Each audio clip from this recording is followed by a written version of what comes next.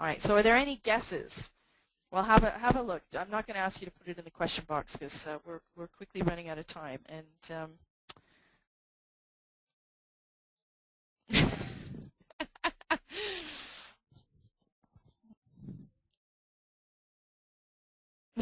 all right, ready? These are the answers. That's a lot of potatoes. Lots of cups of tea. And that's a lot of rainy days. Right, and sleeping for 29 years? Man, that's totally sad. 29 years. Yeah, that's right. I do like to sleep, though, so that's all right with me. Okay, now the interesting thing about this is obviously it's controlled practice. So getting students to formulate the questions, getting them to interview each other, very controlled practice. But you can actually get into freer practice as well. You can do error correction. I mean, there are ways of creating a communicative goal for this type of stuff as well. For example, if you decide that you want to identify, who's the most, who has the healthiest lifestyle in the classroom, you can ask, within a week, or by the end of the week, or by the end of the month, how many blah blah blah will you have blah blah blah. Okay, but I also liked, Tyson, you during your discussion. I mean, I was once asked, when do we use this, and I said it was a little bit rare. But I thought of the idea of landmarking and how we usually use it, or I usually use it to, when someone asks me how long have I done something, or something along those lines, and right now is too difficult to explain, right? So how long have you worked at English Central? I've worked here since May 19th, so if I was going to say how long, it would be like 4 months and 18 days and 23. 9.5 hours. It's just too much. So I could landmark, jump to the next landmark in the future, which would be, October 19th. Hey! So I could say, well, on October 19th, I'll have been working here for 5 months. Exactly. Right. Whatever. I'll have worked here for 5 months because I used continuous. No, you actually used a contracted will.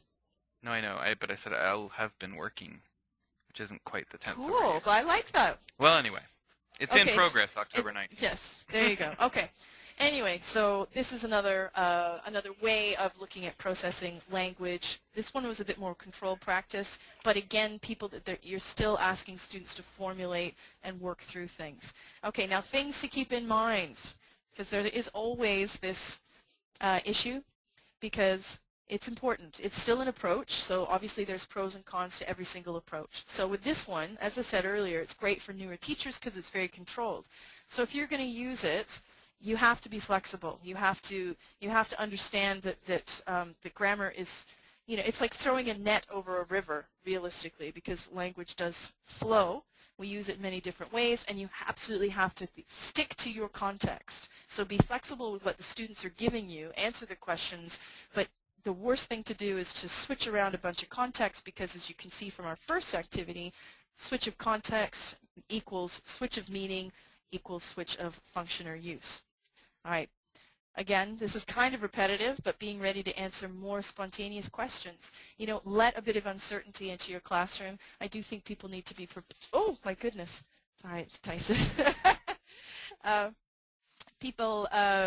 think it's fine to have a bit of uncertainty, but I still think that people need to have researched their grammar first, but that you're able to have an interaction with students. Throw it back to them. Give it to them for a homework question.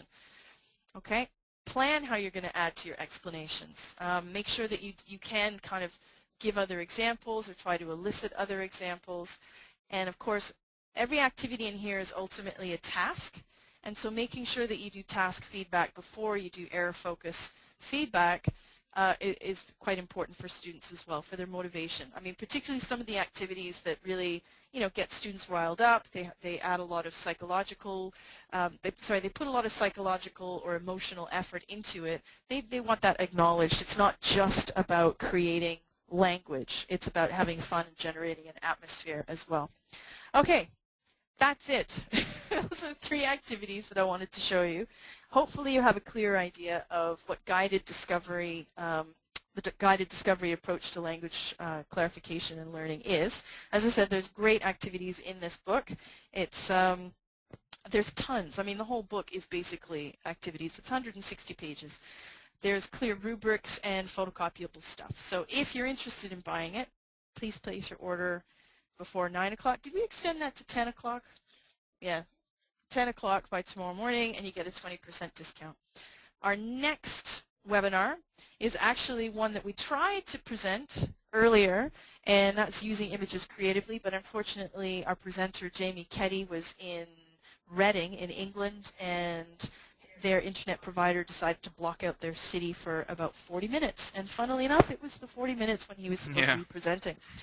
So he is going to be presenting it again. It's at 6 p.m. and it's on Tuesday. And there we are. Howdy.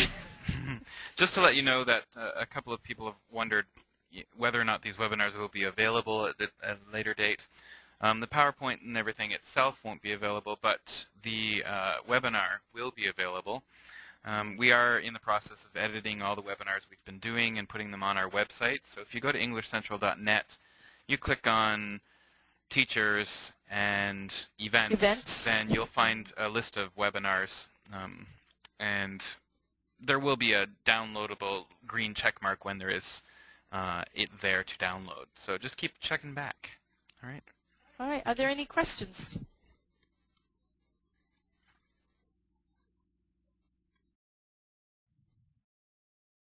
Oh, great. Okay, all right. Well, it doesn't look like there's any questions, but of course you can still contact us, email us, and also there's a brief survey that that we've created. We're going to be sending it out to you as soon as this webinar finishes, and if you do complete it, it's just I think it's 4 short questions. Then obviously your feedback is greatly appreciated, and we really hope that you enjoyed this and that you found it informative and interesting. Yeah. All right. So thanks again for joining us, everybody. It was a great informative webinar for us. So all about right. grammar. Yay! Thanks, okay, Tyson. thanks everyone for joining All right. us. Good We'll night. see you next time. Good night. Bye.